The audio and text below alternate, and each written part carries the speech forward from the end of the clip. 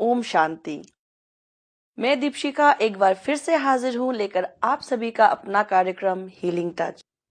Healing touch एक ऐसा कार्यक्रम जो आप सबको रोग से मुक्त कराने का लक्ष्य लेके आया है, और ये लक्ष्य पाने के लिए हमारे साथ है ब्रह्म कुमारी से मेडिटेशन ट्रेनर पुनीत भाई जी। तो आइए उनका हम स्वागत करते हैं।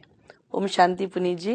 ओम शांति। स्वागत है आपका हमारे शो में एक बार फिर से। पुनीत जी, पिछले कुछ एपिसोड में हम बात कर रहे थे साइकोसोमैटिक डिजीज के बारे में, और आपने एंजाइटी के बारे में बात की और काफ़ी कुछ जानकारी हमारे दर्शकों को दिया। तो ये सबको काफ़ी अच्छा लगा, उनके ईमेल्स के द्वारा काफ़ी रिस्पॉन्स आया है पुनीत जी। और डिप्रेशन के बारे में बातचीत हो रही थी।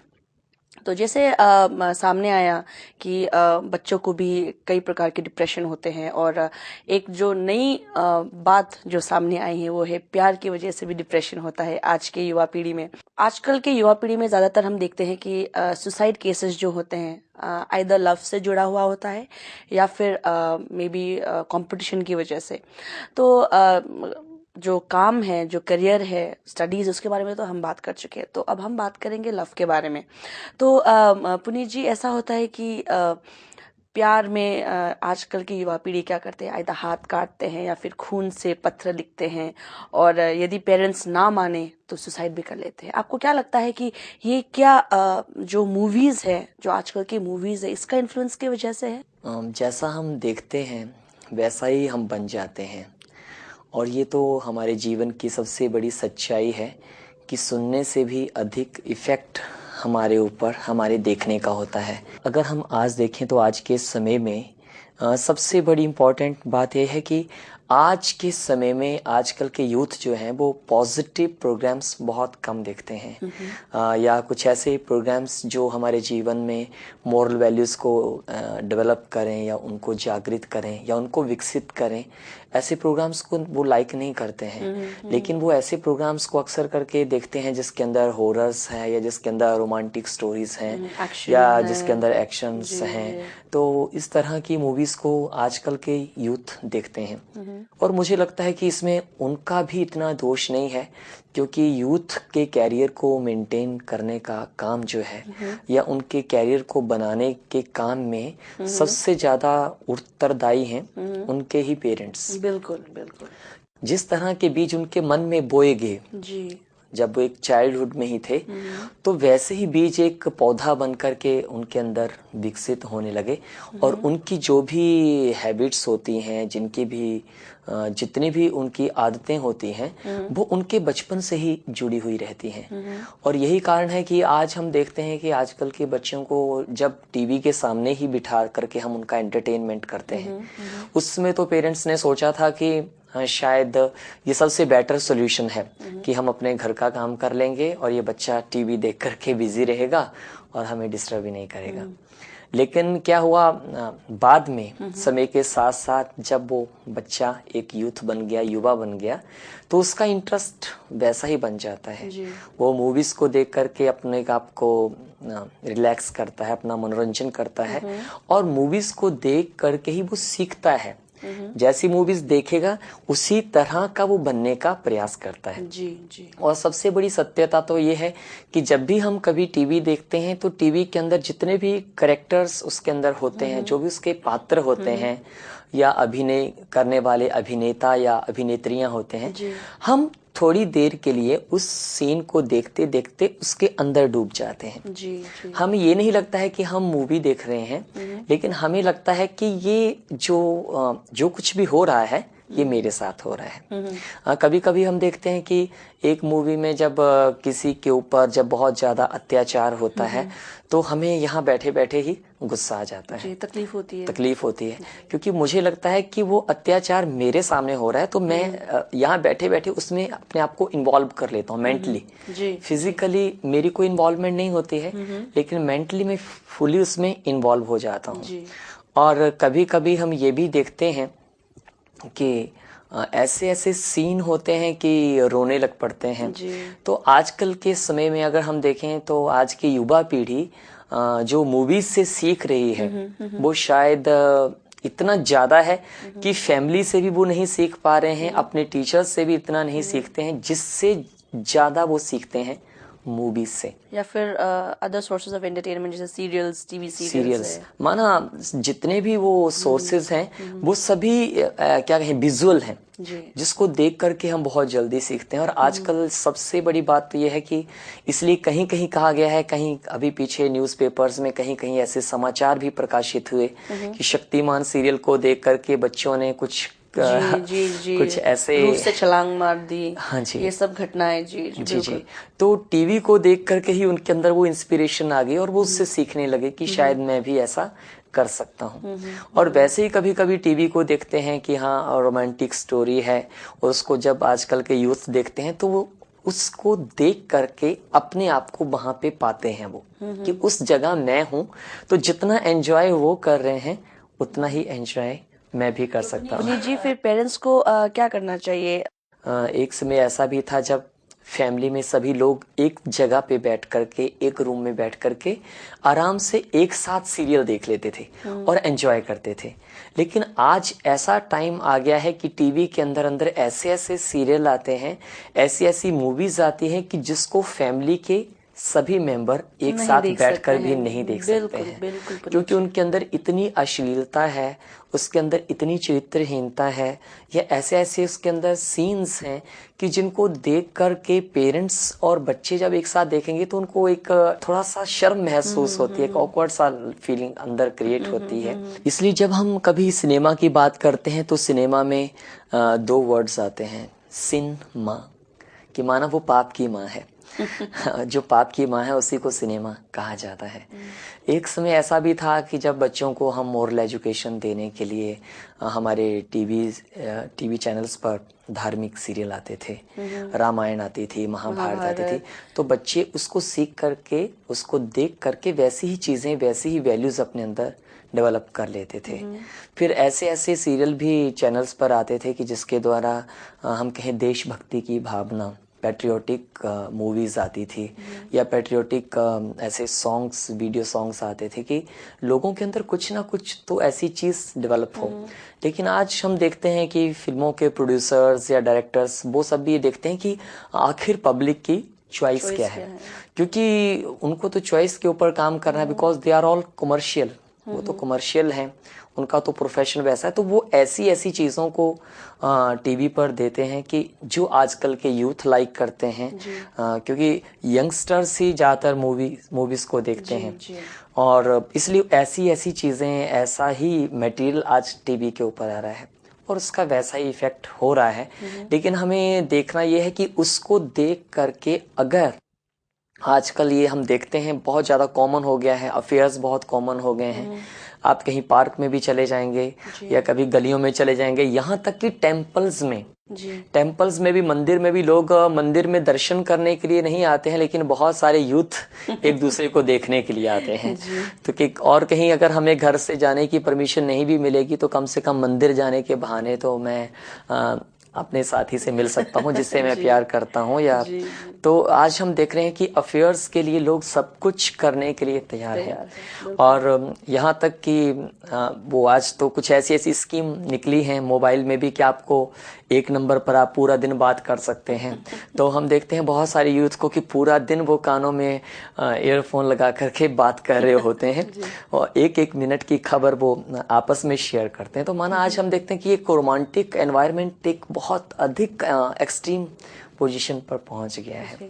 लेकिन उसका सबसे बड़ा इफेक्ट ये भी है कि आंतरिक सुंदरता और बाहरी सुंदरता की हमने जहां आपसे बात की थी कि जो जीवन वही सक्सेसफुल होता है जिसके अंदर आदर्श होते हैं। अगर आज रोमांटिक केसेस अगर बढ़े हैं, अगर आज अफेयर्स की संख्या बढ़ी है, तो वहीं उसका ड्रॉबैक ये भी है कि आज डाइवोर्स केसेस भी पहले की तुलना में बहुत अधिक बढ़े हैं। और पेरेंट्स इस बारे में कितने अधिक चिंतित रहते हैं कि अगर ऐसी स्थिति में किया जाए तो क्या किया जाए।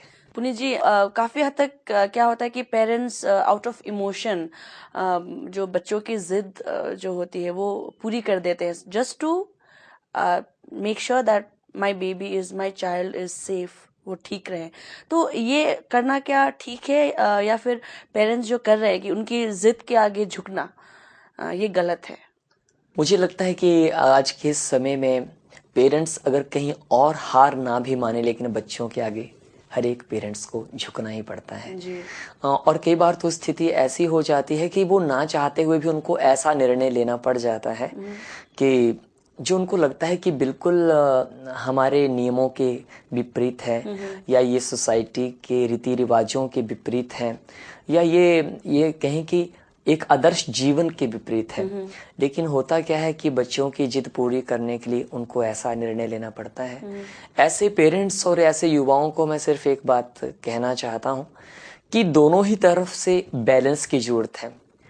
पेरेंट्स की जो सिलेक्शन है या पेरेंट्स की जो चॉइस है वो उनकी लाइफ के एक्सपीरियंस के ऊपर डिपेंड करती है, क्योंकि उन्होंने लाइफ में फील कर रखा है कि वही जीवन अंतिम समय तक चलता है, वही साथ अंतिम समय तक चलता है जहां बड़ों के लिए सेल्फ रिस्पेक्ट है, जहां बड़ों के प्रति प्यार है, या जहां बड़ों के कहने को स्वीकार करने के हमारे अंदर गुण अथवा क्वालिटीज हैं, या जहां पर ये कहें कि मेरे अंदर एक एक्सेप्ट करने की, हर एक बात को एक्सेप्ट करने की भावना है। और आजकल क्या होता है कि जितने भी रोमांटिक अफेयर्स होते हैं, मैरिज से पहले तो वो एक दूसरे की हर एक बात मानने के लिए तैयार होते हैं। अक्सर करके हम देखते हैं, तुम जो कहोगी तुम्हारे कहने से मैं जान भी दे दूंगा, तुम कहोगी तो मैं छत से भी कूद जाऊंगा। हाँ, तो शादी से पहले तो उनके वायदे ऐसे होते हैं, लेकिन मोरल वैल्यूज ना होने के कारण शादी के बाद क्या होता है, सिचुएशन कंप्लीटली डिफरेंट हो जाती है। पहले क्या था, दूसरे के लिए मर मिटने की बात थी कि मैं तुम्हारे लिए मर मिटूंगा, और शादी के बाद बिल्कुल चेंज हो गई कि नहीं, तुम मेरी इच्छा को पूरा करो। पहले दूसरे की इच्छा को पूरा करने की मन में तड़प थी कि मैं इसके लिए जो करूं वो कम है, और बाद में क्या था, बाद में हम खुद ही एक्सपेक्ट करने लगे कि तुम मेरे लिए ये करो, तुम मेरा ये काम पूरा करो। तो क्या हुआ कि जब तक प्राइमरी सिचुएशन में थे शादी से पहले, तब तक हम दूसरे के लिए प्राण देने के लिए तैयार थे, और उसके बाद कई बार ऐसी स्थिति आ जाती है कि अगर तुमने मेरा काम नहीं किया तो हम दूसरे के प्राण लेने में भी तैयार हो जाते हैं, दूसरे की जान छीनने में भी तैयार हो जाते हैं। तो ये इतना डिफरेंस क्यों आ गया?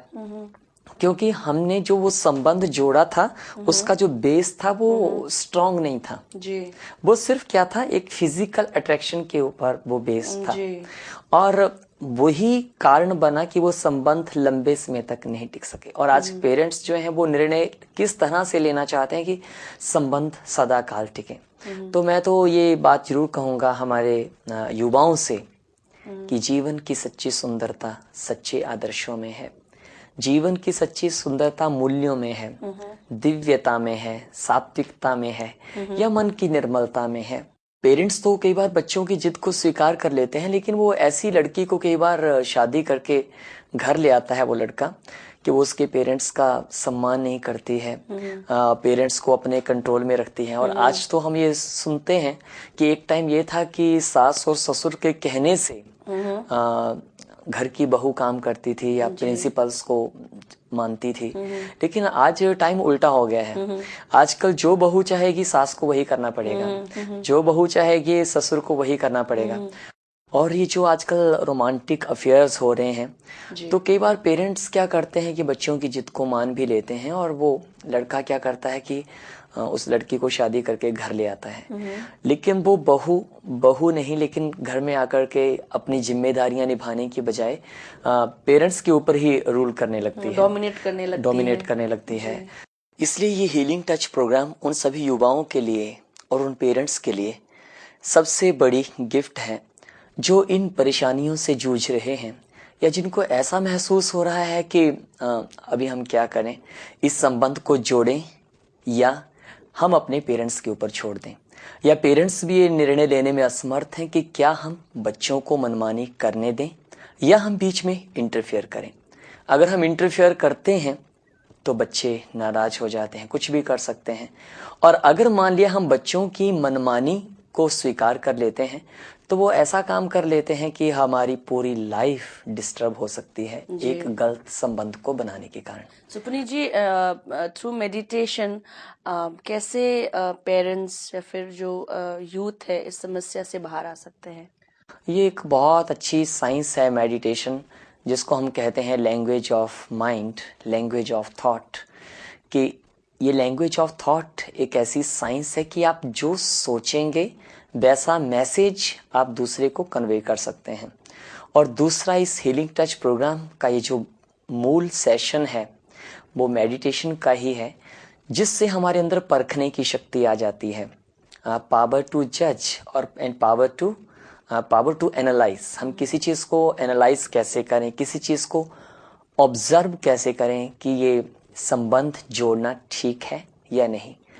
उन सभी से मेरा निवेदन है जो इस कार्यक्रम को देख रहे हैं, हमारे सभी दर्शक, कि आप ये सुंदर सा थॉट अपने मन में उत्पन्न कीजिए और आपको एहसास हो जाएगा कि सच्ची सुंदरता आत्मा की सुंदरता है, सच्ची सुंदरता दिव्य गुणों की सुंदरता है। अपनी आंखों को बंद कीजिए, लंबा गहरा सांस लीजिए